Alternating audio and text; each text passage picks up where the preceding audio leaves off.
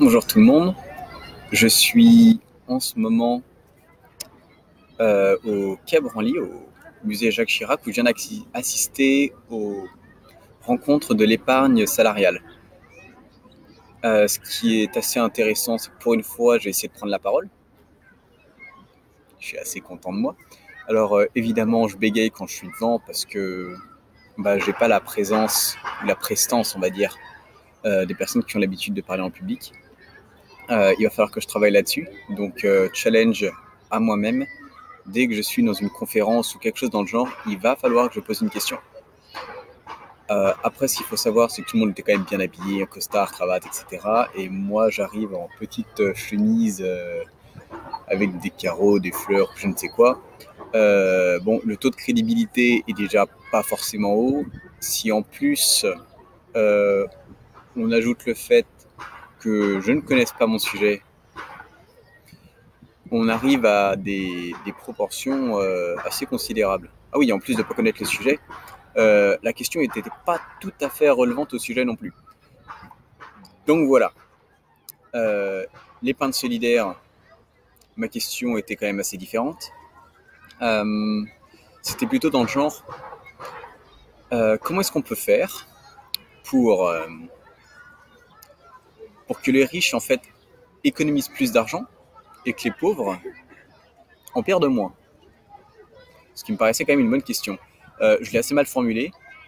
Maintenant, je vais quand même la reformuler vu que je suis à l'extérieur et que j'ai pas la pression autour qui va me mettre des bâtons dans les roues. L'idée, c'est que tout le monde a un plafond fiscal de 10 000 euros, qu'il paye ou qu'il ne paye pas d'impôt. Les riches l'utilisent, les pauvres l'utilisent pas. Si les riches l'utilisent, ils ont atteint le maximum des 10 000 euros, tandis que les pauvres, rien.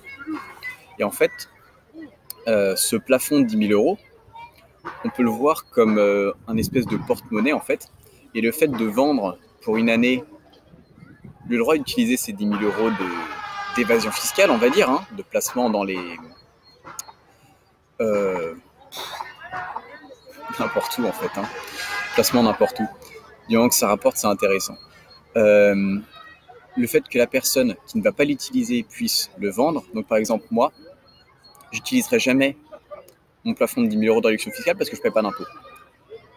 Mais c'est juste que je ne gagne pas assez pour en gagner. Enfin, pour gagner un impôt. Donc, monsieur, madame Bettencourt, par exemple, je vous propose de prendre mes 10 000 euros optionnels que l'État me donne. C'est un droit, en fait. J'ai le droit de réduire mes impôts de 10 000 euros. Je ne le fais pas. Je vous le donne à vous. Je vous le vends, en fait, 120 euros, et on recommence l'année prochaine. Si vous êtes d'accord, si madame Bettencourt est d'accord, elle prendra mes 10 000 euros de plafond fiscal. C'est ce qu'on appelle la transférabilité du plafond. Elle me paye donc une fois 120 euros. Moi, je suis content. Au lieu d'avoir absolument rien et d'avoir rien économisé, je gagne 120 euros. 10 euros par mois, vous faites le calcul. Ou sinon, ça peut être n'importe quel montant. Je veux dire, je n'ai pas créé ou inventé le marché de la transférabilité. On ne va pas aller jusque-là. Mais si jamais il y a un taux sur lequel les personnes peuvent être d'accord, ça, c'est une possibilité. Ou sinon, ça peut être des enchères, je ne sais pas. Bref, il y a beaucoup de possibilités. J'aimerais que ce soit faisable et ça pourrait être une solution pour sortir des gilets jaunes, de la crise. Voilà, ça c'était le blog vidéo 1, attention, de Charlie, Captain Charlie. On va bien voir pour la prochaine. Allez, bye.